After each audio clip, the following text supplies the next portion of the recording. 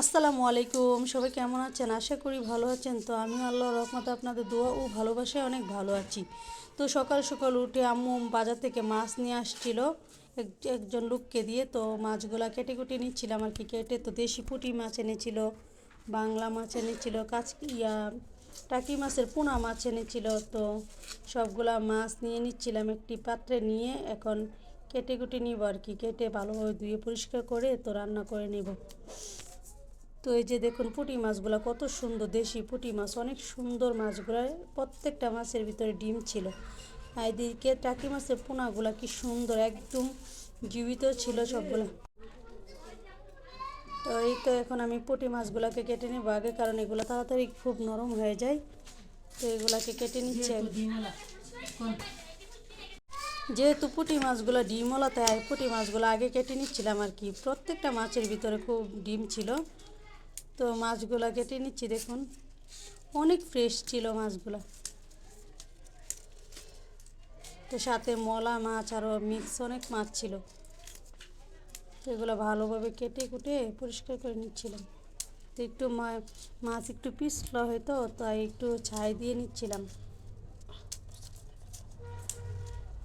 তো এই তো মাছগুলোকে আমি পরিষ্কার করে, তো মাছগুলোকে এখন আমি নুন হলুদ আর একটু সামান্য মরিচ গুঁড়া দিয়ে ভালোভাবে মাখিয়ে নেব। নিয়ে প্যানে পরিমাণ মতো তেল দিয়ে দিয়েছি, তেলটা গরম হয়ে গেছে।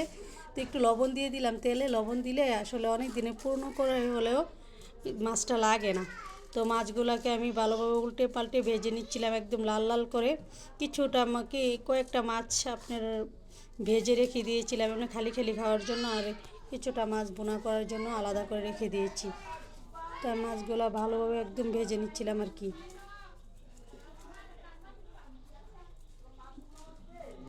এই দেশি পুঁটিটা এখন নতুন পানি উঠেছে, তো নতুন পানির মাছ অনেক মজা লাগে। তো সবগুলো মাছ আমি ভেজে নিয়েছি।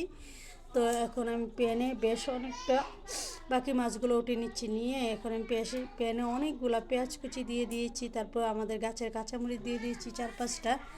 দিয়ে পরিমাণ মতো তেল দিয়ে এখন পেঁয়াজটাকে একদম ব্রাউন কালার করে ভেজে নেব।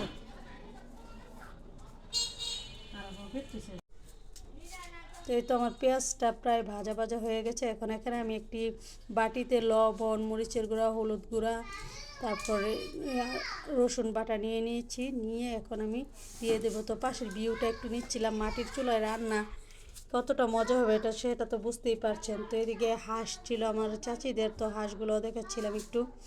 তো এখন আমি সবগুলো মশলা দিয়ে দিলাম, দিয়ে তেলের সাথে একটু ভেজে নেব। তেল পেঁয়াজের সাথে ভেজে সামান্য একটু পানি দিয়ে মশলাটাকে কষিয়ে নিচ্ছি।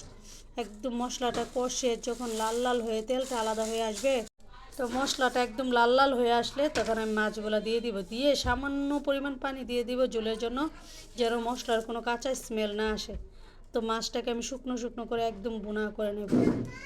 মাছটা গরম গরম ভাতের সাথে খেতে অনেক মজা লাগে। তো এই তো আমার মাছটা প্রায় হয়ে গেছে। তো এখন আমি মাছটাকে উঠিয়ে ভাতের সাথে সার্ভ করে নেব। তো সবাই ভালো থাকবেন। আল্লাহ হাফেজ, আসসালামু আলাইকুম।